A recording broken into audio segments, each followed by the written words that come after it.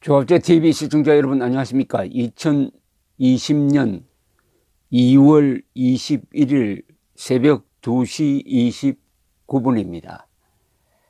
새벽에 방송을 할 때는 보통 긴급 사태가 발생했든지 아니면은 화가 나서 하는 경우가 많습니다. 이번에는 화가 나서 하는 경우입니다. 요사이 조갑제 TV 회원에 많은 분들이 가입해 주셔서 대단히 감사합니다. 회원 등급을 친구, 동지, 전우라고 이렇게 3등급으로 했는데 그게 무슨 뜻이 있느냐고 묻는 사람들이 있습니다만은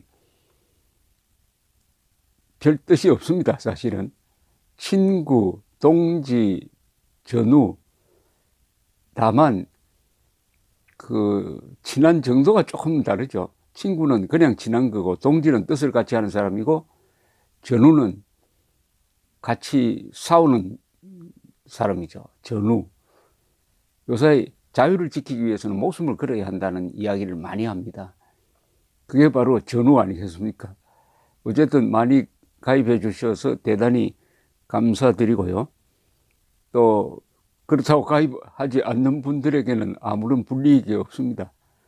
다만 가입해 주시면은 저와 직접 소통하는 방식이 있고, 이 동영상을 신속하게 전해드리고, 또 때로는 공개되기 전에 하루 정도 먼저 보여드리는 그런 특징이 있습니다.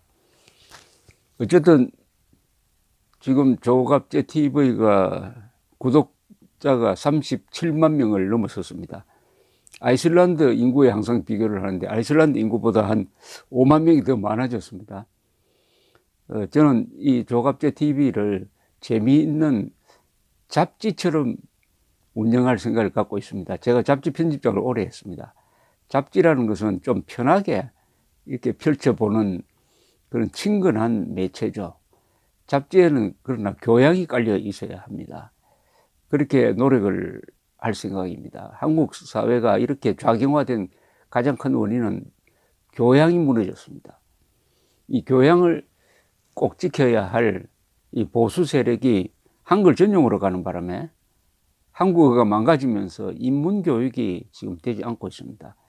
조갑제 TV를 통해서라도 그런 노력을 하려고 합니다.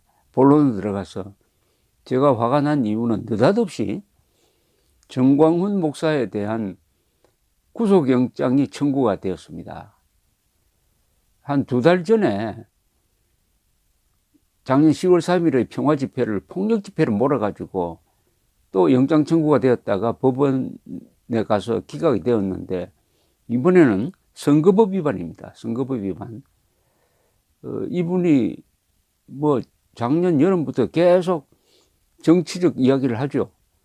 김정은, 문재인 비판이 그 정치 이야기 아닙니까? 그러다 보면은 당연히 정당을 비판하게 되고 어떤 정당을 또 편들게도 되고 이게 선거법 위반이라는 건데 이게 고발에 의해서 시작이 됐어요. 고발. 그 고발한 단체가 있고 또 서울선관위가 있는데 이 고발이 과연 이 공정한 거냐?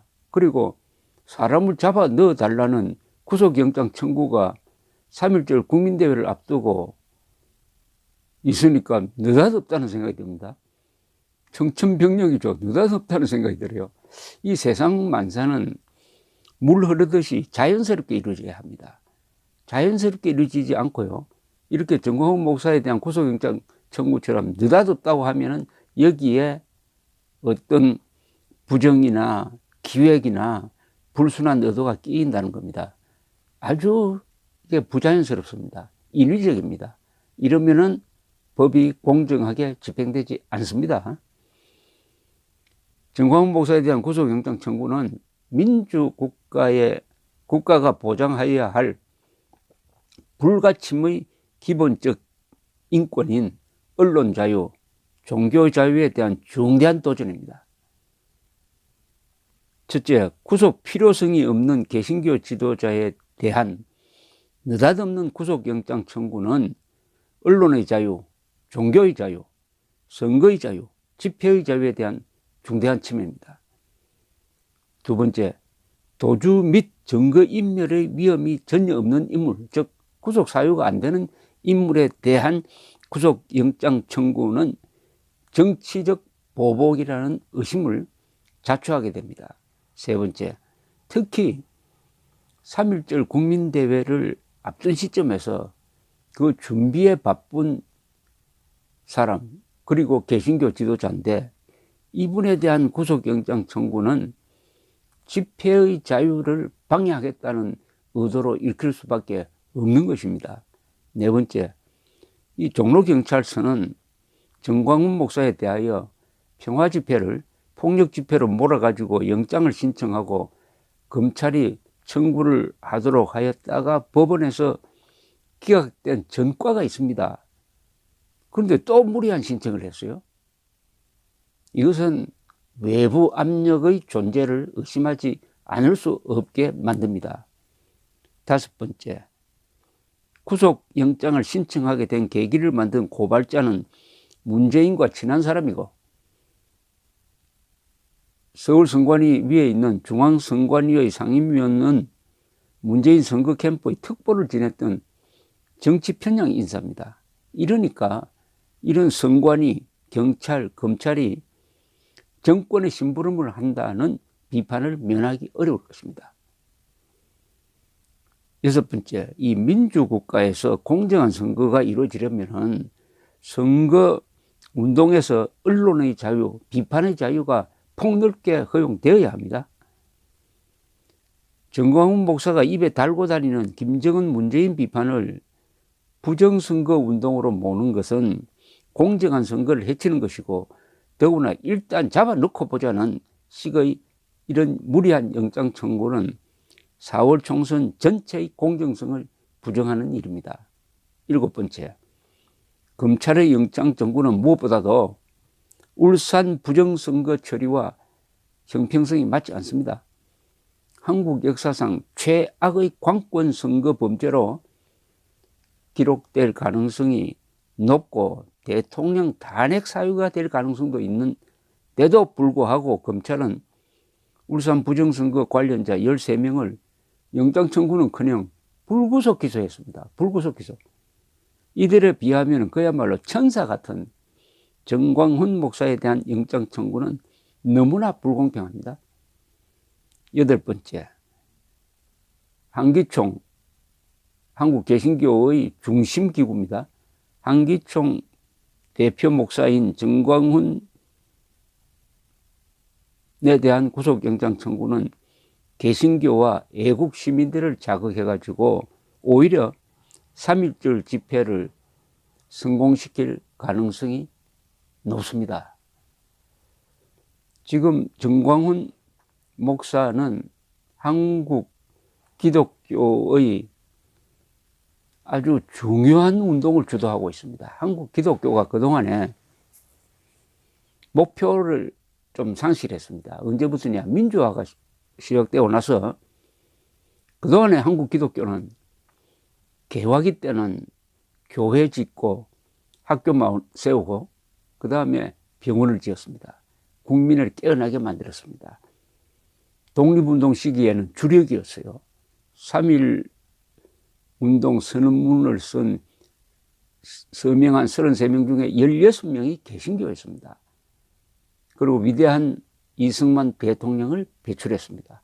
건국과 6.25 전쟁 시기에 기독교가 그 한복판에 있었습니다.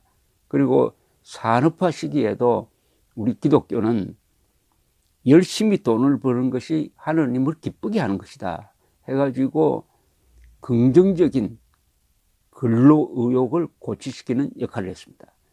그리고 70대, 80대 민주화 운동 시기에도 기독교가 중요한 역할을 했어요. 그런데 87년부터 민주화가 시작되니까 그때부터 한국 기독교가 더 나아가지 못하고, 즉 더 나아가는 건 어느 방향으로 나가서야 되느냐? 자유통일로 나가서야 했습니다. 우리만 잘 먹고 잘 살면 되느냐? 북한 동포도 해방해야 된다. 자유통일을 하려면 남한의 공산 세력부터 정리를 해야죠.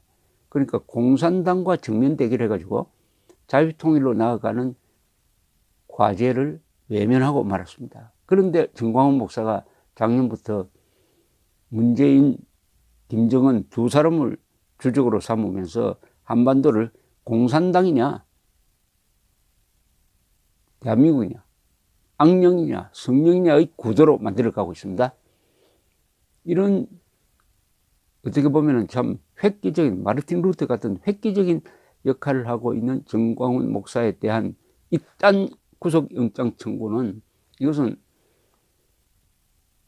종교 탄압으로 기록될 것이고, 역사의 수레바퀴를 거꾸로 돌리려고 하다가 그 역사의 수레바퀴에 치여 압사했다는 기록으로 남게 될지 모릅니다.